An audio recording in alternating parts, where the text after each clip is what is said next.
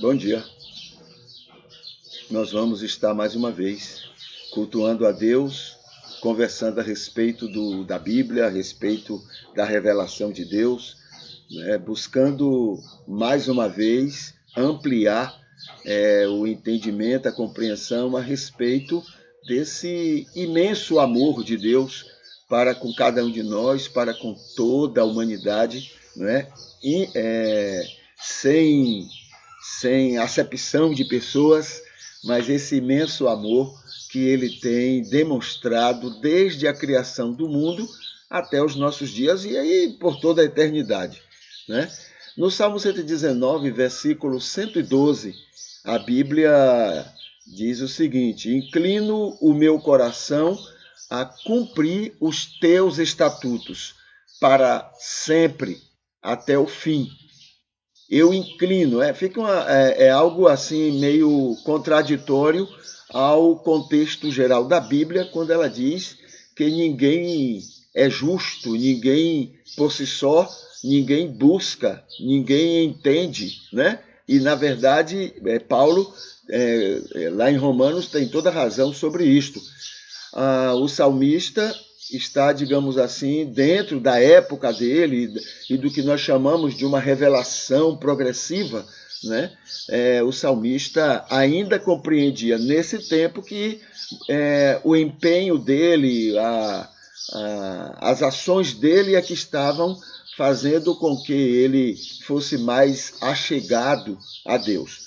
Na paráfrase terapêutica, a gente pode compreender da seguinte forma: somos bem-aventurados, pois o Senhor Deus, pela sua graça salvadora e por seu Espírito ajudador, auxiliador, em nosso processo de santificação, porque nós estamos nesse processo, dentro do projeto da graça, tem nos levado a termos nosso coração inclinado. Então, quem faz o nosso coração estar inclinado, é esse projeto de Deus, essa ação do Espírito, inclinados com alegria, quer dizer, vai além, inclinados com alegria, a ser obediente aos seus estatutos, para toda a eternidade sem fim, entendendo que os estatutos do Senhor não são necessariamente regras, não são necessariamente proibições, mas são determinações para o nosso bem. É o manual para o nosso bem, a bula, digamos assim, é o orientador do que é melhor para nós, não melhor para Deus. Claro, sendo melhor para nós vai ser para Deus, mas a preocupação ali é o bem do homem, é o bem da humanidade. Então, a graça no processo de santificação é que faz com que tenhamos essa alegria em querer, ser obediente, ser atento aos estatutos amorosos que o Senhor tem para com todos nós, para com toda a humanidade. Assim, o nosso culto, ele pode ser, visto como terapêutico, porque ele vai buscar exatamente conhecer as maneiras amorosas de Deus estar cuidando da gente. Em vez de estarmos como muitos fazem, e como Moisés fez, dentro do seu entendimento, em vez de estarmos procurando maneiras de obrigar o homem, fazer mudanças no homem, operar, digamos, transformações no homem, levando a se sentir obrigado a isso, estamos em busca de entender o grande amor de Deus e o que esse amor faz para que sejamos agradáveis a Ele, para que sejamos interessados em agradá-lo com a nossa vida. Então aqui diz assim, é a nossa busca de compreender o tamanho deste amor pelo mundo, tá? Isso aqui vai de encontro àquela ideia de tentando entender o grande amor dele para comigo. Não, tentando entender o amor dele para com o mundo, todas as pessoas. E aí eu me incluo, né? Aí, como ser humano, como pessoa que ele tem atenção, que ele quer o melhor, porque eu faço parte dessa humanidade, então termina eu me beneficiando. Mas o amor dele para com todas as pessoas, com o mundo inteiro, é isso que nós estamos em busca. O grande amor acolhedor, né? Grande amor acolhedor. O acolher tem o sentido de respeitar a individualidade da pessoa e recebê-lo do jeito que ele é, do jeito que ele está. E, na convivência com ele, eu ser uma influência positiva para que ele vá vivendo mudanças com a permissão dele. Ele vá vivendo mudanças, né, em sua existência. Então, é nesse sentido que o amor dele é acolhedor. Não é um amor impositivo. Não é um amor que atua para nos obrigar, para nos, para dizer o que temos que ser. Nada disso. Apesar que existem algumas pessoas que usam esse amor nesse sentido. Né? Mas o amor de Deus não. O amor de Deus é esse amor acolhedor, é o de respeitar a nossa individualidade, respeitar a nossa maneira de ser e então atuar para que dentro da nossa permissão, aí é que está o respeito, a tolerância, né? Dentro dessa permissão, então ele poder operar as mudanças que ele entende que é melhor para nós, né, na nossa vida e nas nossas relações. Então, esse grande amor acolhedor, incompreensível por ser muito maior do que nós mesmos, tá? Então, não é um amor facilmente compreendido, né? O amor de Deus, ele não é tão fácil de ser compreendido. Primeiro, porque ele é muito maior do que a nossa visão, né? É como o planeta Terra, né? Você tem ideia do que lhe dizem, mas a sua visão não alcança o todo para saber, né, como é que é muito maior do que a nossa capacidade possa ver ou compreender. A mesma coisa aqui é nessa questão do amor de Deus, é muito maior do que nós. A gente não vai poder nunca compreender perfeitamente esse amor. Ele é imenso, ele é demais para as nossas compreensões. E quer ver uma coisa para piorar essa situação? É que nós temos o único parâmetro, né? Um único parâmetro que temos para comparar e para tentar entender esse imenso amor é o nosso amor, esse amor limitado, esse amor cheio de preconceitos, esse amor cheio de limites que a gente tem. Então a gente termina tentando entender Deus pelo nosso amor, pela nossa maneira de amar. E aí fica ainda mais complicado para a gente entender perfeitamente a respeito desse amor, né? É por isso que somos tão contraditórios, né, na nossa maneira de entender Deus e de tentar agradar a Deus. Ele é o próprio amor ágape. Né? O que é o amor ágape? Dentro da linguagem do grego, é aquele amor, ele é incondicional. Eu amo, independente da pessoa merecer. Eu desejo amar aquela pessoa, independente dela merecer ou não. Tá? Então, esse é o amor ágape. Principalmente porque Deus, nos conhecendo, sabendo dos nossos limites, dos nossos defeitos, das nossas tolices, das nossas infantilidades, até diante da maturidade dele, né? Mas as nossas imaturidades, então ele toma a decisão de nos amar. Ok? Então esse é o verdadeiro amor ágape. Né? É quando ele é fruto não de sentimentos, mas é fruto de uma decisão. Eu decido amar aquela pessoa.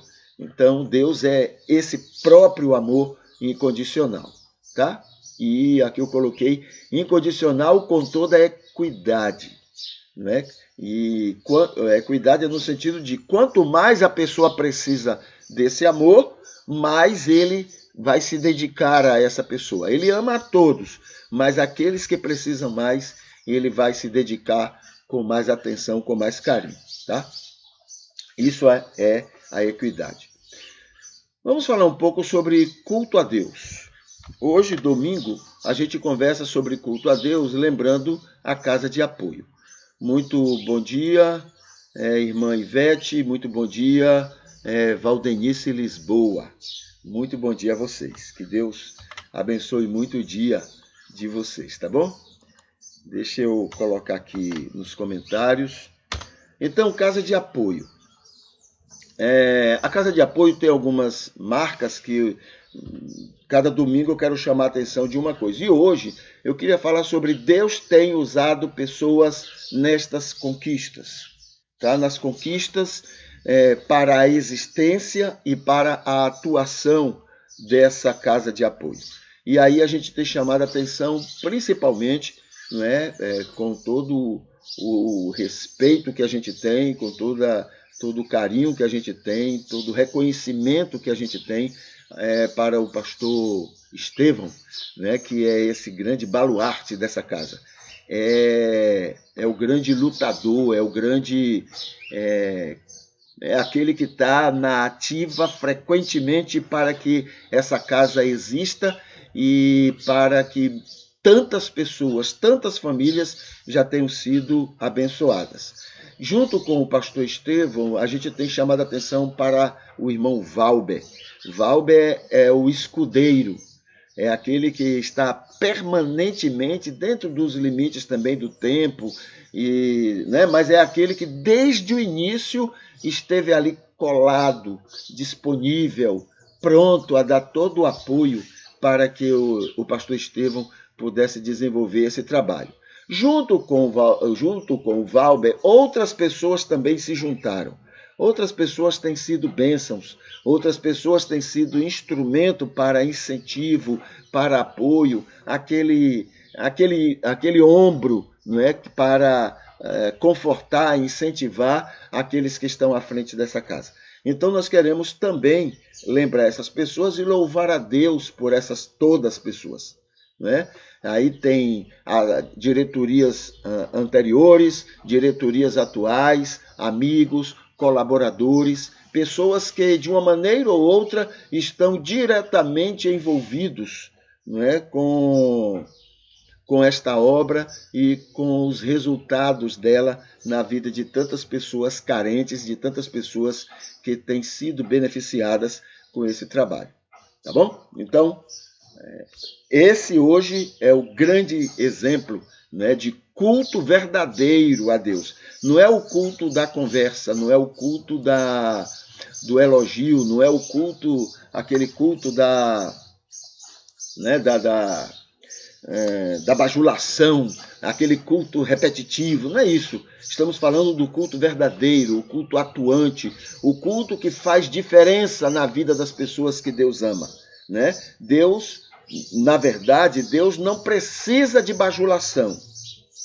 Deus precisa de pessoas que sejam instrumento dele para abençoar as pessoas que ele ama. E são muitas. E estão aí, vivendo num mundo injusto, num mundo ingrato. Então, Deus precisa, o verdadeiro culto a Deus não é a bajulação, mas é ser instrumento dele para abençoar essas pessoas que ele ama e que estão por aí carentes, precisando de todo tipo de atenção, tá? E aí a casa de oração também, mas a casa de apoio tem sido esse instrumento para abençoar tanta gente para a glória de Deus, tá bom? Vamos falar sobre a ceia do Senhor. Ceia do Senhor. A ênfase hoje é chamando a atenção para a importância de todos, de alguma forma, participarem da celebração da ceia. Por que é importante a ceia? Deus, Jesus estabeleceu, porque trabalhando com gente igual a gente, né, pessoas esquecidas, pessoas que facilmente vivem, né, dificuldades para compreender as coisas, para vivenciar as coisas. Então a ceia é um instrumento que Deus usa para estar sempre nos lembrando, relembrando fatos essenciais para a nossa vida cristã, tá bom? Então, o participar termina sendo essa grande ordem, né? Como é que pode ser o participar? O participar pode ser tomando elementos, mas pode ser vivenciando as recordações, as lembranças daquilo que aconteceu. E é isso que a gente faz todo domingo, relembrar exatamente o que significa a celebração da ceia, tá? Então, tem aqui alguns aspectos que eu queria chamar a atenção. Primeiro, participar é relembrar, tá? É estar vivenciando de uma maneira diferente, mas vivenciando conscientemente, inconscientemente, tudo aquilo que é fundamental para a vida cristã. Quais são os 2 pontos principais? Porque tem outros, né? Que a ceia pode estar nos relembrando permanentemente. Primeiro, que o amor de Deus, capaz de vir ao mundo, não é? E estar conosco. Esse é o primeiro grande ensino. O segundo é estar conosco a ponto de pagar um alto preço, que foi o de morrer na cruz. Esse é um alto preço, né? Jesus no Getsemane é a grande demonstração de que a morte na cruz foi um grande preço, tá? Jesus não ia estar naquela angústia de oração se não fosse um grande preço. Aí, 2 aspectos importantes. Primeiro, Jesus é 100% homem e Jesus é 100% Deus. E foi, né? 100% homem e 100% Deus. Como homem, ele morreria do jeito que morreu, com todo aquele aparato de sofrimento que a cruz oferecia como exemplo para outras pessoas não cometerem os mesmos crimes, né? Então, Jesus assumiu, né, aquela dor. E como Deus, o fato de que ele estava assumindo na cruz todos os nossos pecados. Isso aí na Bíblia é colocado dentro de uma linguagem apocalíptica, é chamada de a ira de Deus. A ideia de um cálice cheio da ira de Deus. E ele estava tomando aquilo em nosso lugar. Entendeu? Assumindo as nossas dívidas, assumindo os nossos pecados. Então, como Deus e como homem, ali estava um grande momento de sofrimento. E ele assumiu. Então, na hora que estamos participando da ceia, nós estamos relembrando, né, tudo isso. E isso é uma obediência ao Senhor Jesus. Obediência não precisa... obediência que não precisa de ameaças, tá? Então tem que ser esse relembrar, esse rememorizar, deve ser algo que deva nos dar prazer, nos dar alegria. Aquela ideia de castigo, né, que alguns têm, de que se não participar da ceia vai ser castigado, e que Paulo, né, no texto lá em Coríntios, ele até alimenta um pouquinho isso, quando a gente lê pela nossa cultura. Se a gente for ler pela cultura dele, pode ser que não. Se a gente for ler pela cultura dos coríntios, né, talvez não. Mas pela nossa cultura, pela nossa maneira de ver, então ali está, quando ele diz que é por isso, né, já que estavam realizando a ceia de maneira errada, é por isso que tem tantos doentes entre vocês, é por isso que tem muitos que morrem, né? Dá a entender isto, quando na verdade não é esse, né, o verdadeiro sentido, tá? A celebração da ceia não é nada de místico, não tem nada de castigo, não, é um memorial, tá? É um memorial, é uma oportunidade de relembrarmos essas 2 coisas, a vinda e a morte de Jesus. São 2 pontos fundamentais, né, para o cristianismo. E a ceia nos lembra isso. A ceia pode ser toda semana, como ocorria na igreja primitiva, pode ser todo mês, pode ser de ano em ano, não faz diferença. Agora, deve ser lembrado, deve ter uma certa frequência para poder ajudar nas cabecinhas pequenas que a gente tem e que facilmente a gente esquece das coisas, né?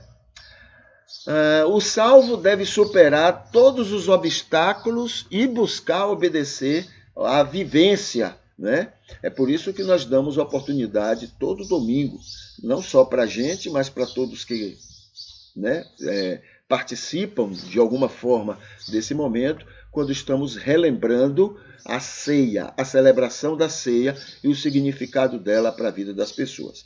Lembrando que não é o vinho que faz a diferença, não é o pão que faz a diferença, não é o cerimonial que faz a diferença.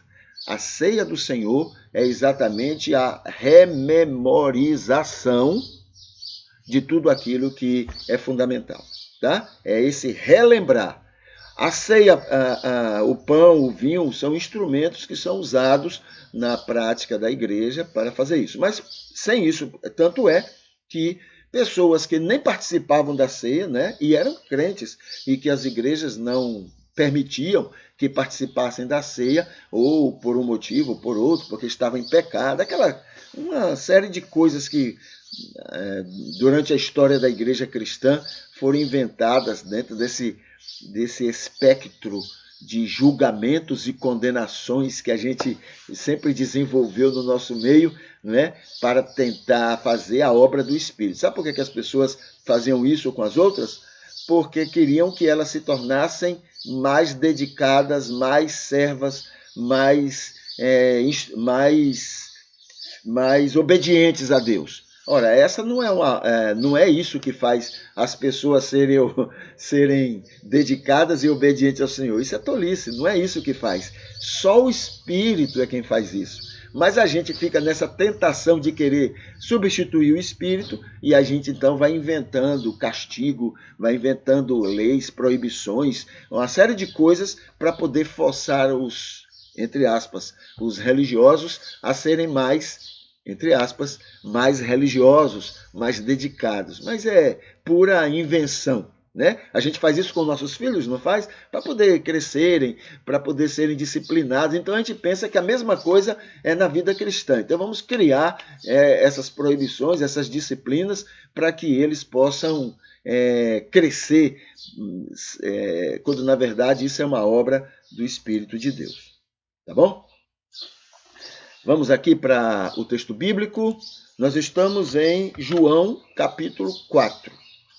Tá? Irmã Maria Arideia, bom dia. Muito bom dia. Deixa eu colocar aqui. Pronto. Coloquei nos comentários. Então vamos ao texto bíblico. Nós estamos o encontro de Jesus com a mulher samaritana, tá? O encontro dele com a mulher samaritana, e estamos agora no versículo 27 e 28. Isso a gente já está sabendo que ele já encontrou com aquela mulher, os discípulos foram para a cidade fazer compras de alimento, né? Ele conversa com ela, tenta explicar para ela quem ele era, o que é que ele era capaz de fazer na vida de uma pessoa. A gente viu as dificuldades que ela tinha para entender aquilo que ele estava dizendo, semelhante a Nicodemos e semelhante a nós mesmos, né? Então, as dificuldades que ela teve para compreender o que é que realmente ele estava falando, e Jesus então saía de uma ilustração, ia para outra ilustração, saía de uma, ia para outra e assim por diante. Ele poderia, né, como Deus, ele poderia colocar aquela informação direto na cabeça dela? Sim, eu acredito que sim. Mas essa é a maneira de Deus agir? Não, não é a maneira de Deus agir. Deus não invade, Deus não obriga, Deus não força ninguém a nada. Entendeu? A nada. Então, o que é que Jesus está fazendo? Está respeitando a individualidade daquela mulher, está respeitando a pessoa dela, as limitações dela, os defeitos dela, e está trabalhando para que com ela, com tudo aquilo, ela possa compreender a respeito dele. Isso é bem diferente do que a gente às vezes faz, né? Às vezes a gente quer pegar o que a gente acredita, o que a gente entende, a gente quer abrir a cabeça da pessoa e empurrar lá dentro, porque a pessoa tem que crer, tem que ver do jeito que a gente vê e do jeito que a gente crê. Entende? Mas Cristo não, Jesus não. Jesus está respeitando a individualidade dela, a pessoa dela. Deus não invade. É preciso que ela vá abrindo o seu coração para que o Senhor possa estar trabalhando a vida dela, né?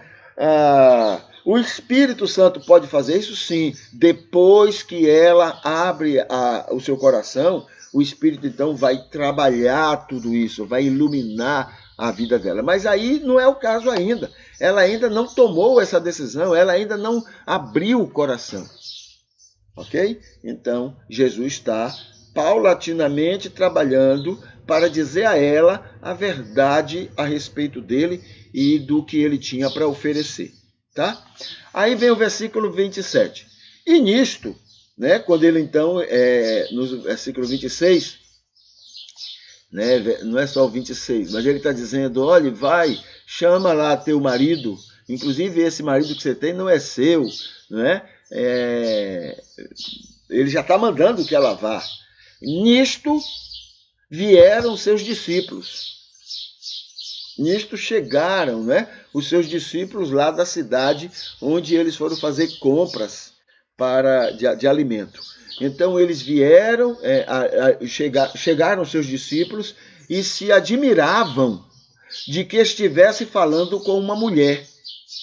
Isso porque, né, provavelmente naquela época havia essa dificuldade. As mulheres, a não ser que fosse uma mulher de vida dúbia, né, mas normalmente as mulheres não tinham esse contato todo com homens. E mais ainda, ele não coloca aqui no texto, mas, porém, mais ainda porque ele estava falando com uma samaritana, o que ainda complicava. Veja só, quanta coisa. Primeiro, estava falando com uma mulher. Segundo, estava falando com uma mulher no lugar onde não tinha outras pessoas, tá? Era um lugar fora da cidade e estava ali então conversando com aquela mulher. Terceiro, pelo tempo aí, provavelmente a mulher, a conversa dele não estava mais aquela conversa formal, mas já estava informal. Ela, né, os dois já estavam conversando mais tranquilamente, sem problemas. Isso deve ter aumentado lá as dificuldades da cabeça dos discípulos. E o fato de ser uma mulher samaritana. Então, muita coisa. Tudo isso em cima dos preconceitos que os discípulos, né, como bons judeus, né, os preconceitos que eles tinham, preconceitos e prepotências que eles tinham.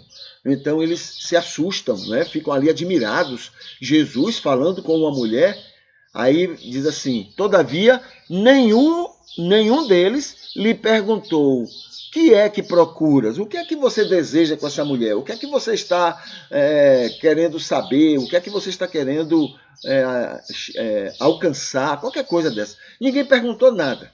A outra pergunta que eles dizem, que coloca no texto que não perguntaram a ele, por que falas com ela? Então ninguém conversou nada. Ficaram admirados, né, mas não, né, provavelmente pelo grande respeito com o mestre, né, pelo grande respeito que eles tinham, a confiança que eles tinham nele. Então, por mais admirados que ficassem, não era motivo para fazer nenhum questionamento, não é, a ele. E nisto, aí diz assim, deixou, pois, a mulher o seu cântaro e foi à cidade e disse àqueles homens, né? E falou para aqueles homens, vai falar aqui, ela vai dizer depois, né? Amanhã, a gente estando por aqui, a gente vai conversar um pouquinho o que é que ela disse para aquelas pessoas ali da cidade, tá? Ela deixou o cântaro e chegou os discípulos, ela foi para a cidade para poder transmitir o que ela estava vivendo ali com o Senhor. Muito bem. Vamos aqui para hinos que cantamos. Analisando alguns hinos, né? Hinos são artes, né? Hinos são composições artísticas. É como poesia, poema, né? Muitas vezes tem muito da criatividade. Muitas vezes o artista, o compositor, ele fala do ideal como se fosse uma verdade atual, entendeu? O coração dele gostaria de ser temente a Deus, digamos assim, tá? Gostaria de ser temente a Deus. E ele escreve ou canta como se já fosse temente a Deus. Deu para entender? Então ele usa o anseio do coração como sendo já uma verdade. A música, a poesia, ela permite isso. E ninguém vai entender que ele já está, né, vivendo aquilo. Mas é natural que se use e as pessoas compreendam como é que funciona isso. E aí, então nós temos hinos, né? Vamos ver aqui a primeira estrofe desse, é o hino 3 do cantor cristão. Louvor ao Senhor. Ó gratos ao Senhor, quer dizer, ó pessoas que são gratas ao Senhor, ao vosso rei louvai, né? Ao vosso rei louvai, com alegria e com fervor, com alegria e com fervor. Aquelas pessoas que são gratas, é um convite a elas. Ao vosso rei louvai, louvem ao vosso rei, com alegria e com fervor. Seu culto, o culto a ele, o culto ao seu rei, celebrai, né? Seu culto celebrai. É um convite, é uma chamada para que as pessoas que são gratas cultuem, adorem, demonstrem gratidão ao Senhor, não é? Pelo que Ele é, pelo que Ele tem feito, pelo que Ele não tem feito, mas cultue agradecendo ao Senhor. É uma letra interessante, agradável, não é? Ela está dentro de uma realidade, é um convite para as pessoas que são gratas, embora a adoração ela não deve ser somente para os gratos, porque gratidão é uma coisa muito limitada no ser humano. Nós às vezes não entendemos certas coisas e agimos de maneira ingrata, porque não compreendemos. Mas, na verdade, a adoração deve ser para as pessoas que confiam, né? Confiam, não precisam ser gratas. Porque quando você confia, você então tem certeza que aquilo vai concorrer para seu bem, porque você confia. Então, a gratidão vem depois que você vê que aquilo foi útil. Enquanto que o que confia, ele está bem antes disso. Não é? Ele nem viu se aquilo vai ser útil, ele nem viu se aquilo vai ser benéfico, mas ele está confiante. Então já é motivo para cultuar ao Senhor. Né? Mas como o hino está voltado para os gratos, aqueles que estão lá na frente, também é válido. Não é? E ele diz assim, vocês são gratos, então louvem ao rei, né? Louvem ao Senhor, que é motivo dessa gratidão de vocês, com alegria e com fervor. Alegria pelo prazer, né? de que tudo aquilo saiu bem, deu-se bem na sua vida.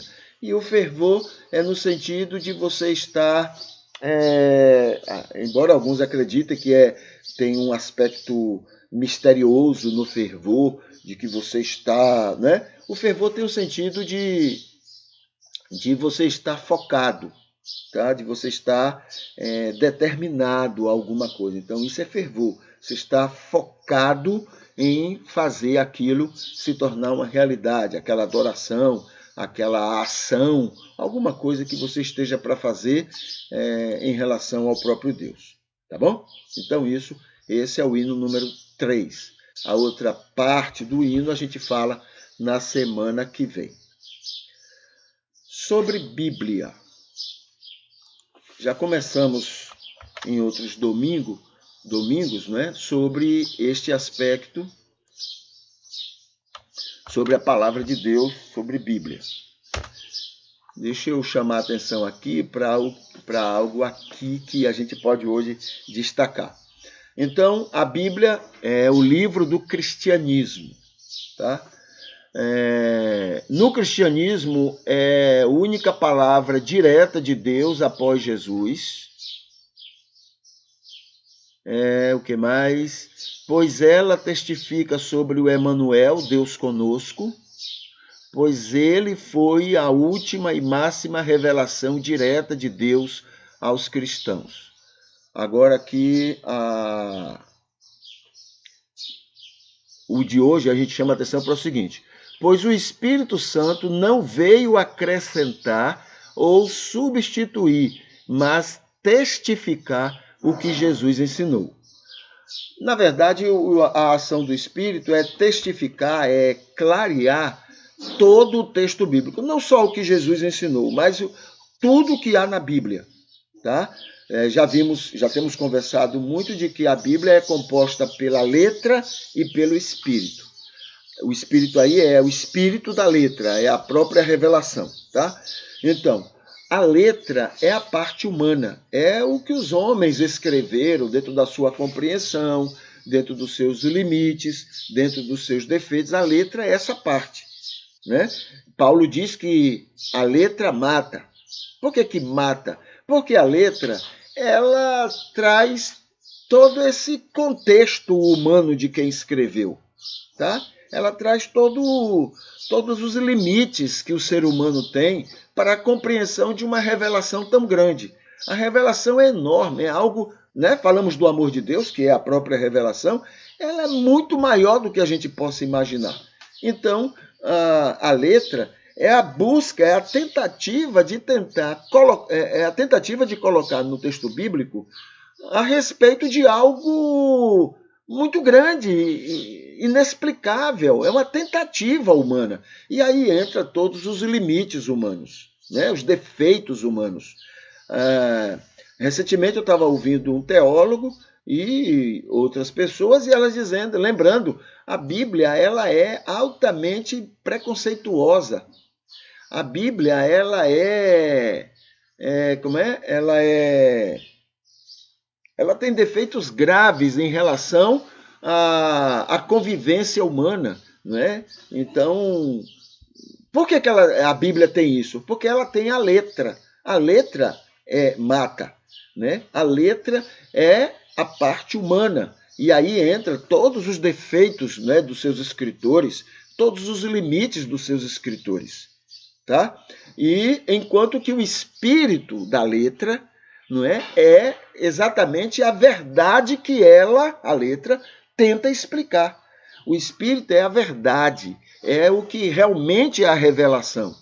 Essa sim é a palavra de Deus. Né? Então, deixa-me ver aqui um exemplo. Né? Um exemplo. Qual é? Você vê? Enfim, quando homens vão expressar uma verdade, mas dentro dos limites que ele tem. Né? Ele não vai conseguir falar exatamente tudo aquilo. A gente tem lembrado aqui, por exemplo, Paulo, né? Paulo dizendo que pegassem aquele latoeiro e entregassem para Satanás. Essa é a parte, essa é a letra. Paulo dizendo que, pela minha orientação, o bom seria que o homem não se casasse. Isso é a letra. Né? Isso é da parte limitada do homem, isso é da parte defeituosa do homem tentando falar uma verdade. Por quê? Porque a orientação bíblica é que haja o casamento. É que o homem deve deixar seu pai e sua mãe, juntar-se a uma mulher e tornar-se com ela uma só carne. Essa é uma orientação bíblica e confirmada em Jesus. Então, não é Paulo que vai dizer ao contrário disso, né? Não é Paulo. Paulo tem outras coisas também, né? Mas é a letra, e a gente tem que compreender isso, né? O que é que faz então o Espírito Santo? O Espírito Santo atua para que a gente esteja diante da letra e a gente possa fazer a devida seleção. A partir da letra, a gente entender o espírito da letra. Certo? Então, é eu estar diante dessa afirmativa de Paulo, mas apesar do que ele está me falando, eu entender o que realmente é o espírito daquela letra. Então, isso é o chamado de iluminação. É o que o Espírito atua em todo ser humano para que a gente possa compreender a Bíblia, né? Então, o Espírito Santo não veio acrescentar ou substituir, mas testificar o que Jesus ensinou.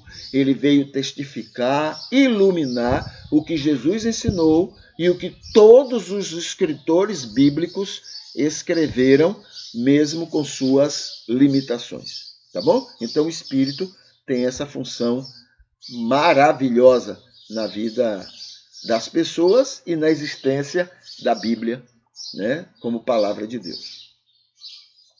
Vamos aqui para o Facebook. Vamos ver no Facebook o que é que a gente tem para a gente destacar nessa oportunidade. Deixa eu colocar isso aqui nos comentários. Deixa eu atualizar aqui o Facebook. E deixa eu colocar o Facebook aqui na janela. Pronto, está abrindo. Então, aqui está o Facebook. Vamos ver. Bom, aqui está o culto de hoje, né? O culto que nós estamos prestando. Aqui nós temos a curtida de gente muito boa, como sempre, né? De gente maravilhosa. Nós temos aqui a Golda Borges, nós temos a Maria Arideia, Valdenice Lisboa e Ivete Espíndola. Essas queridas já curtiram o culto que nós estamos prestando. Vamos aqui para saber sobre o dia de hoje dentro das datas comemorativas, né? Então, hoje, 21 de novembro, nós temos o mês azul, que é o mês pela atenção ao câncer de próstata. E hoje, dia 21, dia dos heróis nacionais. Dia do parlamentar fluminense, no Rio de Janeiro. Esse é o dia comemorativo no Rio de Janeiro dos parlamentares fluminenses. Dia nacional da homeopatia, hoje. Dia sul-americano do futebol. Dia latino-americano das religiões sociais, né? As religiões que se abrem para o convívio, né, feliz com outras religiões e com a sociedade em geral, tá? Entendendo que só isso já é um grande benefício para a sociedade e para ela, para as religiões, né? Fora o aspecto dela ser útil, né? Não é somente se abrir, mas ser útil. E temos lembrado aqui que esse é o verdadeiro culto a Deus, né? Não é a reunião de gritarias e de muito cântico, muita oração. Não é isso que é o verdadeiro culto a Deus. O verdadeiro culto a Deus é ser bênção, é ser luz, é ser sal para as pessoas ao nosso redor, ao mundo. É dia mundial da televisão, da filosofia e da saudação do olá, bom dia, é o dia da saudação, né, mundial. E dia internacional dos heróis de quadrinhos, tá? Hoje, dia 21 de novembro. Temos aqui um vídeo, né? Ontem tivemos uma conversa com o Adson a respeito de família. E aqui está a nossa conversa de ontem e foi muito interessante e a gente recomenda. Aqui tem o lembrete de uma um site de aplicativo, um site aplicativo, né? Ou um aplicativo site, onde a gente está juntando e está organizando todos os conteúdos que já foram produzidos esses anos todos aí e que tem a ver com vida cristã, com vida social. Então estamos juntando e aqui está onde a gente pode. É só clicar aqui nessa imagem e as orientações virão, né, onde encontrar todos esses conteúdos. Aqui tem um vídeo estudo sobre Jesus, né, no 3º ano do ministério dele. Aqui está o último mês do ministério dele. Jesus, inauguração do ministério dele. Jesus, inauguração do ministério. Deixa eu ver. Então aqui é uma repetiçãozinha. E aqui tem um comentário de um filme que eu assisti chamado A Cor Púrpura. Tá? Então tem aqui o comentário, e que é um dos filmes que me envergonhou como cristão, tá? E aí eu coloquei e fiz os comentários a respeito disso.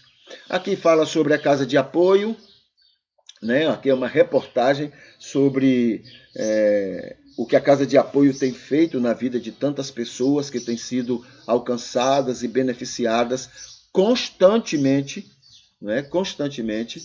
Aqui tem um banner falando o seguinte: o cristianismo trigo é tolerância, respeito, defesa, amor e etc. O cristianismo trigo. Aqui tem assim também, logo aqui no comentário acima. Ao contrário do cristianismo joio maligno, ao contrário, não é? O cristianismo trigo, buscando imitar Jesus, respeita e defende o direito de cada pessoa ser diferente em suas religiosidades, opiniões, sexualidade, preferências e costumes, na mesma intensidade que deseja ser tolerado em suas crenças, práticas e vivências. Mesmo que para isto tenha que dar a outra face e andar a segunda milha, entendendo que o melhor culto a Deus é amar toda pessoa, sem exceção, que ele ama, a ponto de vir ao mundo e aceitar morrer em nosso lugar. Tem outro texto aqui, então é uma chamada, né? A gente precisa diferenciar de maneira bem clara os dois cristianismos que fazem parte do cristianismo que a gente conhece, né? Tem um cristianismo trigo, esse é o verdadeiro cristianismo seguidor de Jesus. E tem o cristianismo joio, que esse não é o verdadeiro cristianismo que segue Jesus, segue o espírito carnal, o espírito maligno, né? Que tem por aí, mas não é o verdadeiro cristianismo. A gente precisa identificar bem claro isso, porque as pessoas terminam entendendo que é tudo uma coisa só, quando não é a mesma coisa, tá? Aqui tem o culto de ontem. O culto de ontem foi curtido por Kátia Lauton, Janaína Daltê, Maria Arideia e Ivete Espíndola. Tá? Essas queridas curtiram o culto de ontem. Tá bom? Deixa eu tirar aqui esse Facebook e a gente vai aqui para o nosso momento de oração. O nosso momento de oração é um poema, tá? E a gente vai ler esse poema como sendo a nossa oração para este momento. Ele diz assim: Senhor querido Deus, antes de tudo te louvamos e agradecemos pelo domingo que tu nos dás, um dia inteiro para cultuar, pela importância dele para o nosso espírito e nossa saúde, pelo que ele promove em nós e na nossa vida a te adorar. Pedimos muita diferença em nossa existência calma, nas nossas convivências e relacionamentos cotidianos, que as pessoas desfrutem disto que age em nossa alma, que todos sejam gente que, por ti e para ti, muito amamos.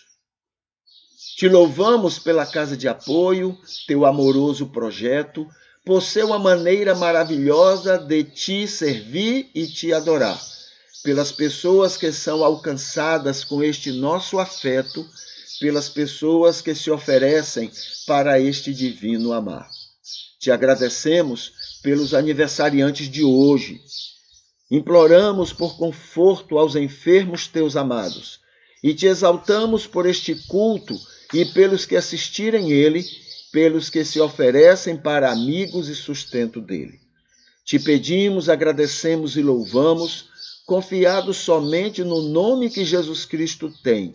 Ele que é teu Filho, nosso Senhor e Salvador, para sempre, em toda a eternidade.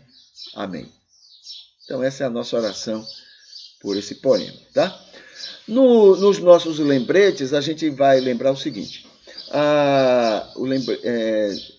Primeiro que às 10h30 a gente vai ter o nosso resumo do culto e da escola dominical que a gente vai ter aqui na família. Então, 10h30, a gente vai ter, como sempre, todo domingo, a gente vai ter esse momento, esse vídeo, finalizando aquele momento.